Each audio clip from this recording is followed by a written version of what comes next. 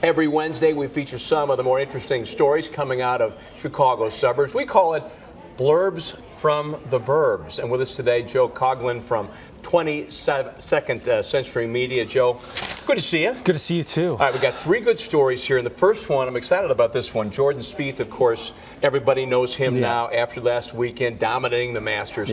But there's a pretty good golfer in Glenview we should know about as well, right? Yeah, you know, Masters Week is kind of a big celebration all week. And through the week, they actually have some kids on the course, and they do a drive, chip, and punt competition. It's actually a national competition. Right. Well, a Glenview 9-year-old, Effie Parakis, was able to win the competition in her age group. So she won some regional qualifiers, some state qualifiers to get to Augusta National. And once she was there, you know, there's 40 kids there, from 40 boys, 40 girls. Sure.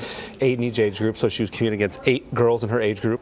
And they get 2 drives, they get 2 chips, then they get 2 putts, one from 15, one from 30. She was in pretty good shape as she was lining up her 30-foot putt, but nailing it would have won it for her, and that's what she did. She sunk it, saw a little break at the very end, sunk the 30-footer, and she was named the drive, chip, and punt champion. And she got to meet 2 Masters champions, Ben Crenshaw, and she got to follow Rory McIlroy, who was his favorite player, just for a hole while he practiced. Give us her name one more time.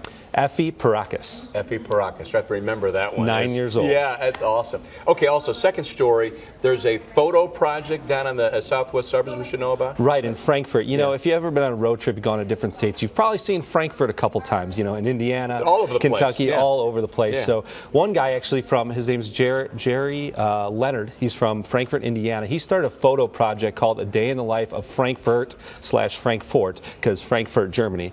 So it's turned international, and Saturday, April 25th, he's encouraging everybody from Frankfort, including Frankfort, Illinois, they're participating in it, our friend in the southwest suburbs, to take a photo of their favorite place in town.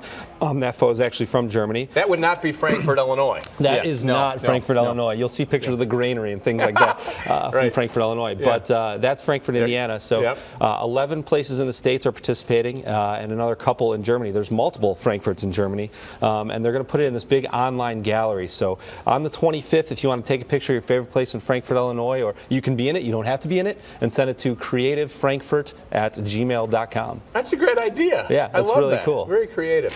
And then you got a story out of Glencoe, that town's first ever same-sex wedding, right? Right, absolutely. St. Elizabeth's has been very welcoming since that law passed in June of last year. Right. And a couple, Karen Christoph and Beth O'Hara, they're actually from Lebanon, Ohio, and they made the 5-hour drive. It's not currently legal in Ohio for same-sex marriages, so they drove the 5 hours. It's really fortuitous that they found this Glencoe church through a friend of a friend of a friend. They found out that St. Elizabeth's and Glencoe is welcoming of this sort of celebration. So they drove through the rain 5 hours, and it's a really cool story. You know, the sun and the clouds opened up on Saturday for a beautiful wedding service, and it became the first same-sex marriage in Glencoe. All right. For more on all of these stories, where do we go, Joe? For that last one, the GlencoeAnchor.com. For the masterful performance, to GlenviewLantern.com. Very good. Blurbs from the Burbs. That's what we got. Joe, thanks so much. No problem. Coming up next.